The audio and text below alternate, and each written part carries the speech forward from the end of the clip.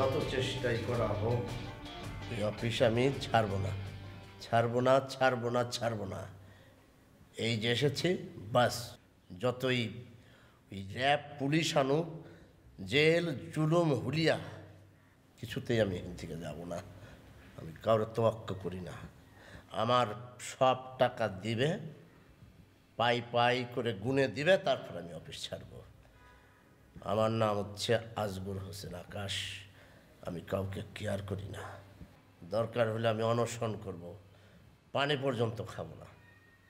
আমি এখানে মারা যাব, তারপরে সবাই বুঝবে হাউ মেনি পেডি।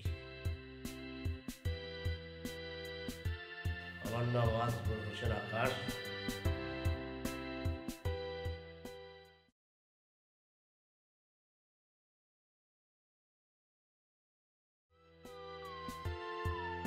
কি হয়েছে ভাই? আপনি এইভাবে একা একা হাসতেছেন কেন?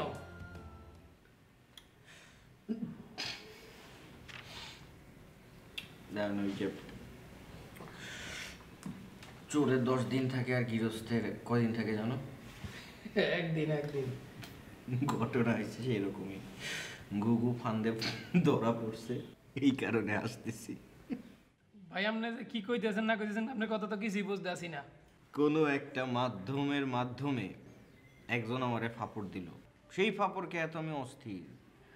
হঠাৎ কিছুদিন পর আবিষ্কার করলাম যে আমারে ফাপড় দিছিল যার মাধ্যমে, সেই ফাপড়ালা সেই মাধ্যমরে ফাপড়ের উপর রাখছে। এর চাইতে মজার আর কি হইতে পারে বলো তো? আর ভাই আপনি কি ফাপড়ের কথা কইতে আছেন, মজার কথা কইতেছেন, একটু খুললে কম তো পরে ভাই। আজগর মিয়া। আজকে স্যার কি হয়েছে আবার? বলো তো কাচ্চি, এই যে আজগর মিয়া তল্পি তল্পা সহ অফিসে আশ্রয় গ্রহণ করছে, সেটা কি টাকার জন্য? হ্যাঁ ভাই, মোরদার তো এইটাই কইছে। কইছে যে মাহিন স্যারের কাছে টাকা পায়, ওই টাকা না লইয়া সে এই অফিস দিয়া বাইরে হইবে না, টাকা লইই তারপর বাইরে হইবে, এই কথা কইলো তো। এইখানেই তো ভুল করছো। আজগর মিয়া তো আঙ্গু মাস্টারের ফাপড়ে অফিসে আশ্রয় নিছে, টাকার বিষয়টা পুরোটাই ফাপড়। ভাই আপনি সত্যি কথা কইতেছেন? হ্যাঁ, আর এই আঙ্গু মাস্তানের ভয়েই তো আমি অস্থির হয়ে গেছিলাম, আঙ্গুল হারানোর ভয়ে। ঘটনাটা কে ঘটাইছিল জানো? এই আজগর মিয়া। এখন উল্টা আজগর মিয়া ফাপড়ের উপর আছে। বিষয়টা বুঝছো? ভাই আপনি কি সত্যি সত্যি কইতেছেন আঙ্গু ভাই আমাকে এই অফিসে আইতে আছে? আইব কিনা জানি না, তবে যদি আসে। ভাই ওই আঙ্গু ভাই যদি আমাদের অফিসে আসে, আঙ্গু ভাইয়ের সাথে আমার সাথে খুব সুন্দর করে একটা ছবি তুলে দেবেন, আর ওনার সাথে আমাকে কথা বলায় দেবেন। আশা করতেছি, মনোপ্রাণে কায় মনোবাক্যে তাই আশা করিতেছি। তুমি চিন্তা করো না, যে মুহূর্তে আঙ্গু মাস্তানি অফিসে পদার্পণ করবে, আমি সাথে সাথে দরকার হলে ফ্যাশন ফটোগ্রাফার ডেকে তোমার আর আঙ্গু মাস্তানের জয়েন্ট একটা ছবি তুলে দেবো, বিভিন্ন অ্যাঙ্গেল থেকে। ধন্যবাদ ভাই। ভাই এই যে আমি আপনাদের সাথে কথাবার্তা বলতেছি, এগুলো কি এখন আগের যে একটু মানে কি কয় যে ভালো হইতেছে না? ক্যারি অন, চালাই যাও। কি কইলেন ভাই, কি কইলেন? বললাম যে চেষ্টা চালাই যাও। ও আচ্ছা, এই যে চেষ্টা করে কইরা যায় এটা, এই যে ক্যারি অন, ওটা ইংরেজি কইলেন না? ঠিক আছে ভাই, এখন এই তো মুই এই যে আপনার ডিকশনারিটা, এখন থেকে এই ডিকশনারিটা দেখে আমিও ইংলিশ শিখবো, যাতে আপনার মতো সুন্দর করে কথা বলিতে পারি। Good, that's the spirit. জি ভাই, তাই আমি একটু বাজারটা করিয়া লিয়া, বাজার করিয়া নিয়ে আসি। জি, আসুন। জি ভাই, বাজার করিয়া নিয়ে আসি।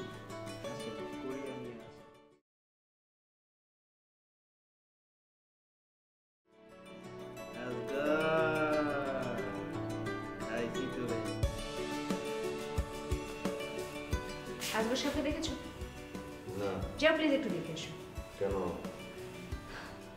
সে অফিসের ওই সাইডটাতে বিছানা টিছানা একদম গুছিয়ে ফেলেছে, বিছানা পেতে ওখানে এসে বসেছে এবং ঘোষণা দিয়েছে সে এখন থেকে ওখানেই থাকবে, ওখান থেকে সে এক পাও নড়বে না, দরকার হয় সে অনশন করবে, পুলিশ র্যাব যাই আমরা ডাকি না কেন সে ওখান থেকে সরবে না যতদিন পর্যন্ত না তার টাকা শোধ না করা হয়।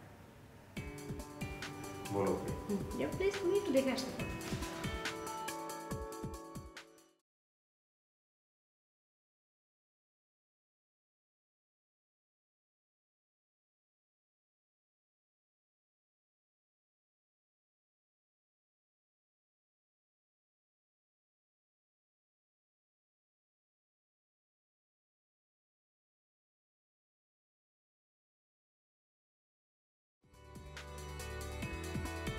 আজমল সাহেব, আপনার মতলবটা কি বলেন তো?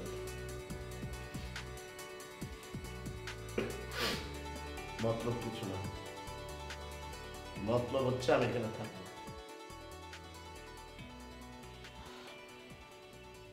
এটা তো একটা অফিস। আপনি এখানে বিছানা, বালিশ, লেপ, তোষক, কোল বালিশ সব কিছু নিয়ে শুয়ে থাকবেন? হ্যাঁ, আপনি থাকলে কোনো অসুবিধা হয় না, আমি থাকলেই দুনিয়ার সমস্যা না। আপনি তো অফিসের ডেকোরাম নষ্ট করতেছেন ভাই। আপনি ডেকোরামের কি দেখেছেন? রাত হলে আমি এখানে মশারি টাঙিয়ে ঘুমাবো।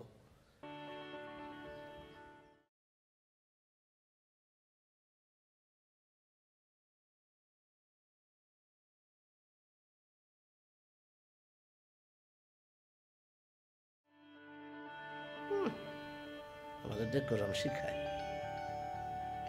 ডেকোরাম হলো হয়েছে।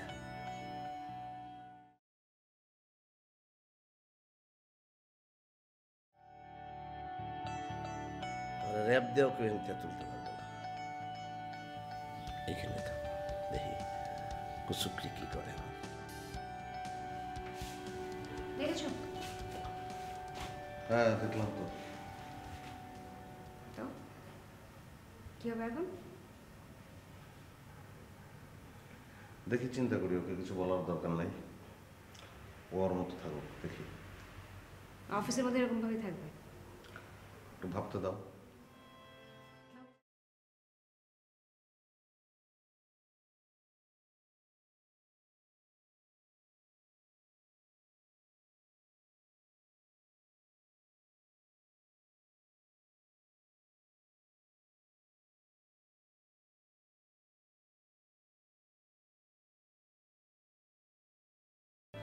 এই দেখছেন আমাদের আজও সাহেবকে যে খেয়াল করছেন যে অফিসে খুঁজে গেছে? ও আজকে সাহেব, দেখলাম তো। তুই কোনো বেডিং টেডিং নিয়ে রেডি মোটামুটি। তো ব্যাপার হচ্ছে যে এরকম একটা লোক সারাদিন অফিসে থাকবে, বিভিন্ন মানুষের সাথে কথা বলবে, এটা অস্বস্তিকর একটা ব্যাপার। আপনার কাছে অস্বস্তিকর ব্যাপার, আর ওনার ব্যাপারটা একবার ভাবছেন? উনি কেন খুঁজে গেছে সেটা একবার বুঝতে পারছেন? উনি তো সবাই জানে যে টাকা টাকা না পাওয়া পর্যন্ত নাকি সে অনশন ধর্মঘট না কি করবে, থাকবে এভাবে। এটা তো আপনি জানেন, অফিস জানে। আপনাকে মনে হয় এটাই একমাত্র কারণ? এই একটি মাত্র কারণের জন্য ওনার এসে ওই আলিশান বেডরুম ফেলে এখানে আসেন? অন্য কারণ অবশ্যই আছে, এত সহজ না পুরো ব্যাপারটা, বুঝছেন? উনি নিজেও একটু দাবরানির মধ্যে আছেন। মানে কি দাবরানির মধ্যে, মানে কি হুমকি? আরে ওনাকে এক লোক খুঁজতেছে, পাইলে নাকি একবার সাইজ করে দেবে। উনি তো নিজের পায়ে নিজে কোরআন মারছেন। অনেক সময় হয় না, বলে না যে নিজের সাপ তাকেই ফলা তুলছে ফুস করে, সেই অবস্থা আর কি। তার মানে কি ওই যে টাকার বিনিময়ে এই ভাড়াটি কোনটা না? হ্যাঁ, আর উনিই ঠিক করছিলেন বলতে। যাই হোক, এগুলো এখন এখন ওই ভাড়াটা কোনটা করছে আপনি সাবধান, বেশি কথাবার্তা বলে যায় না, কারণ আমরা নিজেরও কিন্তু টেন্স সিকিউরিটি আছে। কিছু হচ্ছে না অফিসে, আমার মানে এগুলো বুঝি না। আচ্ছা, তাহলে আমরাও কি এখন রিস্কের মতো নেই? কোনো আসতে পারে না, যে অফিসে শেল্টার নিচ্ছে নিশ্চয়ই ভাবে, আর আমরা যতটুকু ইয়াং ভাবতে পারি আমরা বোধহয় শেল্টার দিচ্ছি। বেশি কথাবার্তা বলতে পারেন না, একবার মাইটটা খাক। বলুন কি, আমি ওদিকে আমার একটা ফ্রেন্ডের অবস্থাও খুব বাজে অবস্থা, মানে 3-4 সপ্তাহ ধরে থাকি মৃত্যুর হুমকি দিচ্ছে তাকে আর কি। কোন কি কিসে? না ওই মানে ব্যক্তিগত লাইফে আর কি কি করছিল সেই নিয়ে। নারী সংক্রান্ত কোনো ব্যাপার? হ্যাঁ, নারী সম্পর্কে একটা ব্যাপার ছিল। একটা সাবধান মেয়ে। দেখেন, আপনার ফ্রেন্ড এদিকে এদিকে আপনার অফিসের বস, মানে রিক্সটা তো আপনাকে লাগছে না। তাহলে কিসের মধ্যে আমরা পড়ে যাচ্ছি? না, আমরা আসলে ঘরে বাইরে সব জায়গায় আমরা ঝামেলার মধ্যে আছি, একটু সাবধান থাকেন একটা। আর আপনার বন্ধুকে সাবধান থাকতে বলেন। নারী সংক্রান্ত ব্যাপার তো, এগুলো ঝামেলা নেই, মানে এগুলো একটু ইয়ে আছে, রিস্ক আছে কিন্তু। আরে কই কার সাথে প্রেম টেম করতে গেছিল, পরে ছ্যাকটা খাওয়াই দিয়েছে না কি হয়েছে, এখন সেই মেয়ে ক্রেজি হয়ে গেছে। ওই মেয়েই লাগাইছে পিছনে? হ্যাঁ, ভাড়াটিয়া গুন্ডা মুন্ডা কোথেকে ইয়ে করে। আজকে সাহেবের তো কোনো মেয়ে সংক্রান্ত ব্যাপার না। আচ্ছা, ওই গাড়িটা নাকি যে মেয়ে বলছিল যে বলক করে দেন?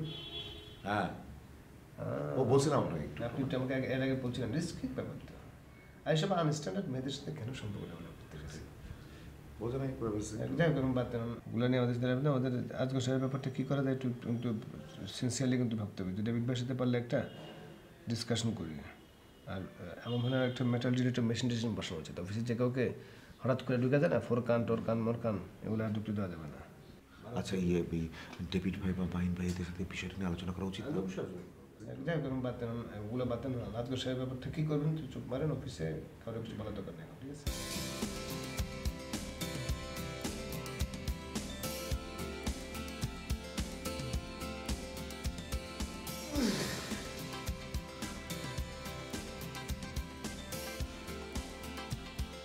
কাছে কাছে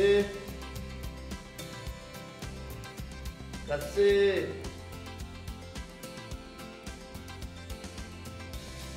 জি স্যার, ডাক্তার কি লাগিয়া?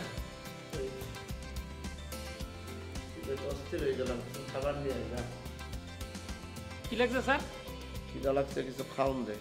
স্যার আপনি না অনশন করছেন, অনশন অবস্থায় তো কিছু খাওয়া ঠিক না। চুপ থাক, বেশি বুঝিস না। অনশন করছি, অনশন করে কি আমি মরে যাবো নাকি? আর আমি যদি মরে যাই তাহলে অনশন কে করবো? হ্যাঁ, জীবন না থাকলে অনশন কিসের? স্যার আপনি খাইতে চাইলেও আমি আপনার খাবার দিতে পারবো না, এটা আমার ঠিক হইবে না। বেশি বুঝিস না কাছে, বেশি বুঝিস না। অনশনের জায়গায় অনশন, খাওয়ানোর জায়গায় খাওয়ান। আমি আমি যদি মরে যাই তাহলে অনশন করবো কে? আমার অনশন করার জন্যই তো বাইচা থাকতে হবে নাকি? যা যা যা যা যা, কিছু নিয়ে আয় যা। স্যার আপনি যদি অনশন অবস্থায় কিছু খান তাহলে অনশনের বেজিত করাইব, কিন্তু এটা তুমি পারবো না স্যার। তুই কি বেশি বুঝোস? কোনটা ইজ্জত কোনটা বেজ্জত তুই আমার চেয়ে বেশি বুঝোস? আমি অফিসের মালিক আজগর হোসেন আকাশ, আমি একজন পাওনাদার। আমি গাইড মেরে এখানে বসছি, কোনটা কি ভালো মন্দ সেটা আমি তোর চেয়ে বেশি বুঝি। তুই আমাদের শিখাস অনশন করলে অনশনের বেজ্জতি। অনশন কিভাবে করতে হয় আমি জানি না, না অনশনের মাঝে যা কি সেটা আমি জানি না, না শোন, অনশন সম্পর্কে আমি দীর্ঘ মোটা বই পড়াইছি, তারপরে এসে এনে অনশন করতেছি। যা যা বাপধন যা, তাড়াতাড়ি কিছু খাওনি হয়, যা মানুষের শুনে ফেলে যা। কিন্তু স্যার আর একটা কথা আছে, অফিসে তো কোনো খাবার দাবার নাই। একটু আলু ভর্তা, ডাল, একটা ডিম ভাজা দিতে পারবি না? যে না স্যার, কিছুই নাই। অফিস রে, যা ওই দোকান থেকে কলা রুটি যা পারস, যা বিস্কুট বিস্কুট জানি আমি খিদে চলে আমি মরে যেতেছি। যা।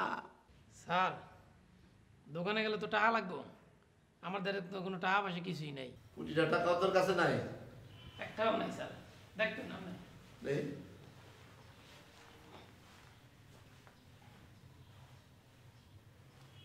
ফক্কা কোনো টাকা নাই।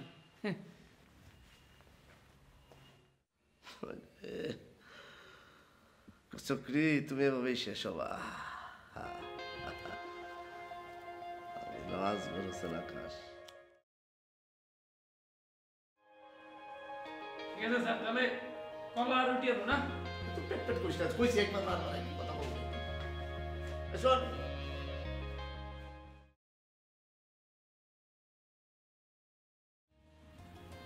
আমি যে অনশন অবস্থায় খাইতেছি, এটা যেন আমার কেউ না জানে, কোনো সমস্যা। তুই আর আমি জানি। স্যার আমি যদি নাও কই, আসতে হবে না। আমি বললাম স্যার আমি যদি নাও কই, অফিসে তো অনেক লোক আছে, আর যদি কেউ দেখে আলায় তখন তো আমার মান সমান চাইব। আমি বলি ওটা আমি যেভাবে খাবো কেউ জানবো না, ওই সিস্টেম আমার জানা আছে। তুই মুখ দিয়ে ওই কুচুকরি মোটা তাজা যেগুলি আসো বেশি, গরু গাদা, এগুলি কাউরে করি না। এইটা হলো আমার কথা, বাকিটা আমি দেখবো। কেমনি খাবো না খাবো সেটা আমার আমার মাথায় তো আল্লাহ কিছু বুদ্ধি দিছে নাকি না দেয় নাই, তার সব তোর মাথায় দিছে। না, আপনি অনেক হ্যাঁ, বুদ্ধিমান স্যার। এমন ভাব যে মনে হয় তোমার মাথায় সব বুদ্ধি আমার মাথায় গেলু নাই। যা, এত কথা বলছি না। আদর করি দেখে বাইরে যাস। যা যা বাথরুম যা, আবার আর শোন, এদিকে আয়।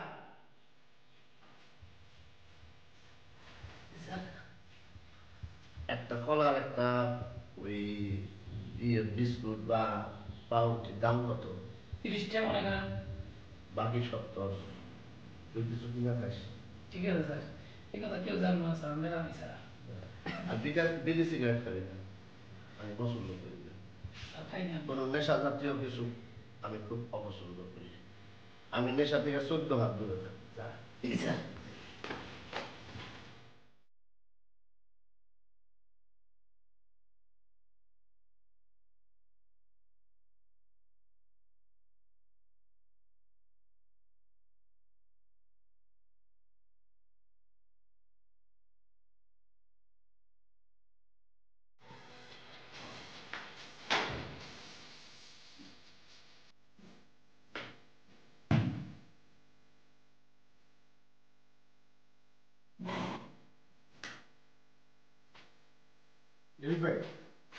আচ্ছা কি অবস্থা অবস্থা ওয়েডিং বোর্ডিং নিয়ে কোনো দেশে বসে আছে আমরা না পারতেছি ওখানে যেতে চা খেতে মানে এটা কোনো কথা হলো?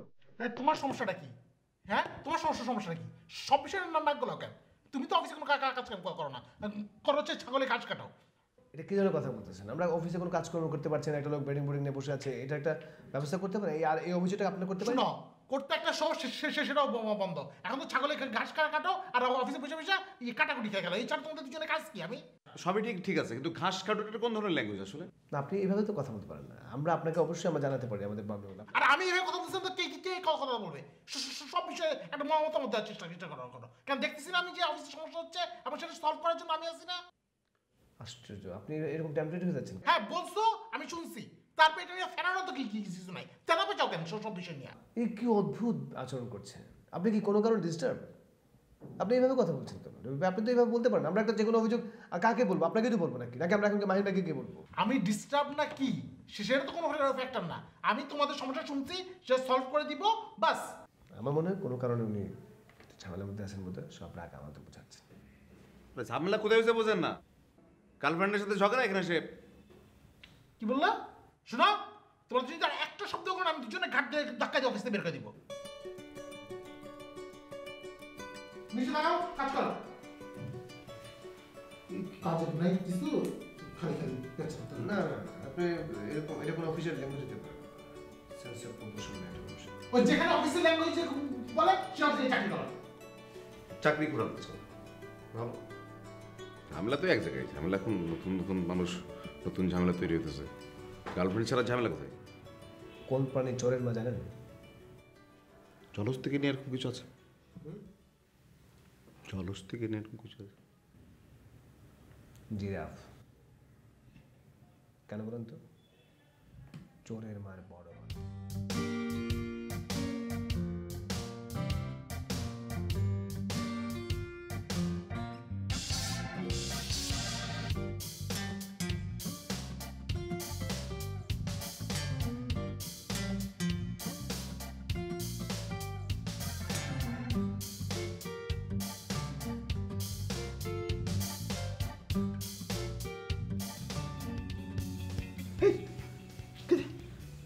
কি করতেছ?